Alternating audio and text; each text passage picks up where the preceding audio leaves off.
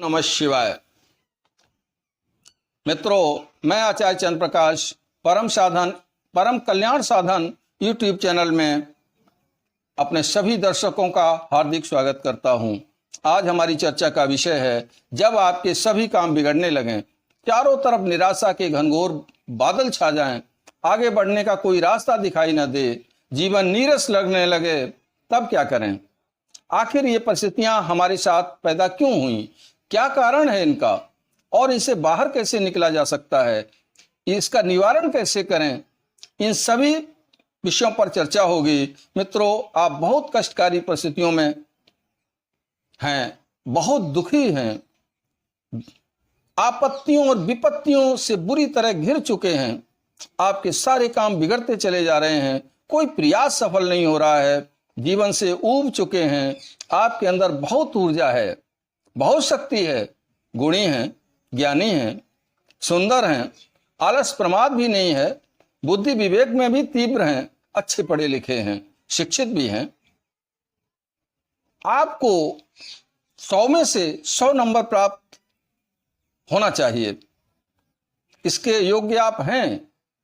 आप कुलीन हैं, सदाचारी हैं, शिष्ट हैं, सभ्य हैं, आप अपने हिसाब से अच्छे काम भी कर रहे हैं, फिर भी आप दुखी हो, कष्टदायक परिस्थितियों से घिर चुके हो, बार बार मुसीबत आ रही है, कष्ट पर कष्ट बढ़ता चला जा रहा है।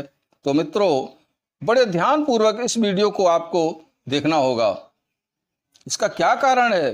कोई तो कारण होगा ही।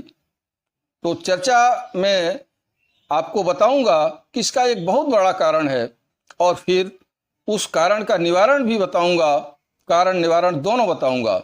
बताने से पहले मेरा निवेदन है कि अगर आप चैनल पर पहली बार विजिट कर रहे हैं तो आप चैनल को सब्सक्राइब कर लें, बेल बटन को दबाकर उसे ऑल पर सेट कर लें, ताकि इसी प्रकार की ज्ञानवर्धक वीडियो जब मैं चैनल पर डालूं तो इसकी सूचना आपके पास सबसे पहले पहुंचे। किसी मंदिर में, किसी तीर्थ स्थान पर, किसी शिवालय में, किसी देवालय में, किसी सरोवर में स्नान करने आप जाते किसके साथ हैं? कौन होता है आपके साथ? ध्यान देना। किसी गुरु के पास, किसी संत के पास, किसी यज्ञ स्थल पर, किसी सत्संग में जाते समय आपके साथ कौन होता है? तुम्हारे साथ कौन है, इस बात पर आपको विशेष ध्यान देना होगा। तुम्हारे जो भी व्यक्ति हैं, जिनकी संगति आप करते हो, उसका प्रभाव आपके ऊपर अवश्य पड़ेगा, अवश्य पड़ेगा। जिसके साथ आप आवागमन करते हो, उसका प्रभाव 100 नहीं बल्कि 200% पड़ेगा आपके ऊपर।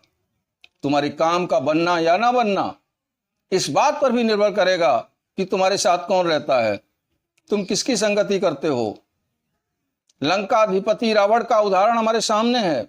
रावण ने राम से कहा था, राम, मैं तुमसे कुलीन हूं, उम्र में भी तुमसे बड़ा हूं, तुम क्षत्रिय हो, मैं ब्राह्मण हूं, धन संपन्नता में तुमसे अधिक हूं, तुमसे कुल में बड़ा, धन में बड़ा, परिवार में भी बहुत बड़ा हूं और बल में भी बहुत बड़ा हूं, प्रसिद्धि में बड़ा हूं, राज्य में बड़ा हूं। तुम सीता जी की खोज करते हुए अयोध्या से यहां तक चले आए हो। मैंने तीनों लोकों की यात्रा की है और उस पर विजय श्री प्राप्त की है। किसी देवता, किसी दैत्य, यक्ष, किन्नर, गंधर्व, नाग या सृष्टि के किसी प्राणी में कोई ताकत है कि महाराजा धीराज रावण के सामने इस तरह खड़ा हो सके जिस तरह तुम मेरे सामने खड़े हो? कौन है जो मेरी अधीनता स्वीकार न करे?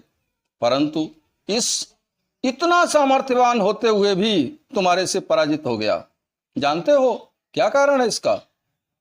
राम, क्योंकि मेरे भाई ने तुम्हारा साथ दिया, मेरा साथ छोड़ दिया। मेरे भाई ने मेरा साथ छोड़ दिया और तुम्हारा भाई तुम्हारे साथ खड़ा है। अब आप लोग कृपया ध्यान दो, यहां मैं सिर्फ भगवान श्री राम के भाई लक्ष्मण जी की बात नहीं कर रहा, ना ही उनके परिवार, ना ही उनकी वानर सेना की बात कर रहा हूं। मैं बात कर रहा हूं किसको, कब, कहां साथ लेकर जाना है, किसे साथ लेकर नहीं जाना है, तो मेरे मित्रों, इस बात का आप बिल्कुल ध्यान नहीं रखते हो। आपसे सत्य कहता हूं कि अगर इस बात पर आपने ध्यान नहीं दिया तो निश्चित मान लेना, चाहे जितना प्रयास कर लेना, आपका कोई काम नहीं बनेगा जब तक आप अपनी संगति पर ध्यान नहीं रखोगे। मान लो तुम किसी ऐसे व्यक्ति को साथ लिए घूम रहे हो जिससे तुम्हारा सुख चैन देखा ही नहीं जा रहा है, तो वो तो तुम्हारे लिए निगेटिव ही सोचेगा, तुम्हें ऐसी सलाह देगा कि तुम तरक्की ही न कर सको। तुम्हें किससे सलाह लेनी है, किससे ज्ञान लेना है, किससे नहीं लेना है, इस बात पर आपने ध्यान नहीं दिया तो अभी तो परेशानी कम है, बहुत अधिक बढ़ जाएगी। ऐसे व्यक्ति का साथ तुरंत छोड़ दो। उसका साथ छोड़ने में बिल्कुल संकोच मत करो, क्योंकि आज का समय आपके जीवन में दोबारा नहीं आएगा।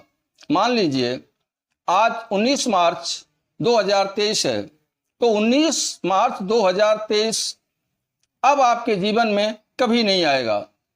19 मार्च 2024 तो आ सकता है, परंतु 19 मार्च 2023 जीवन में कभी लौट कर नहीं आएगा।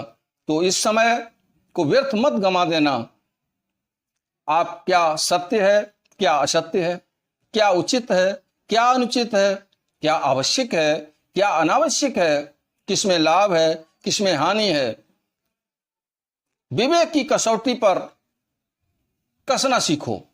तुम जो कर रहे हो यदि उचित है तो करो, अन्यथा तुरंत छोड़ दो।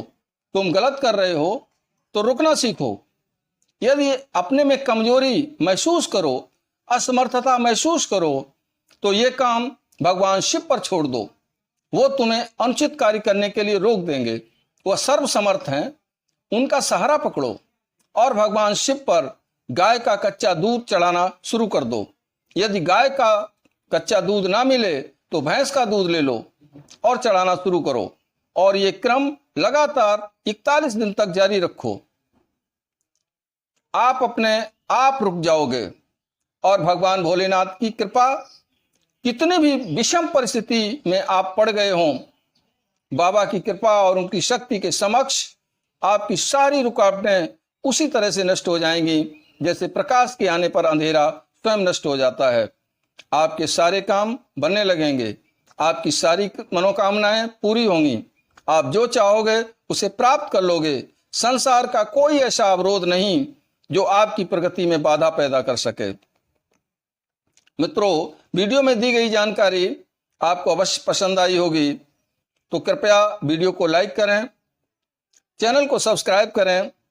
वीडियो देखने के लिए हम आपका बार बार धन्यवाद करते हैं।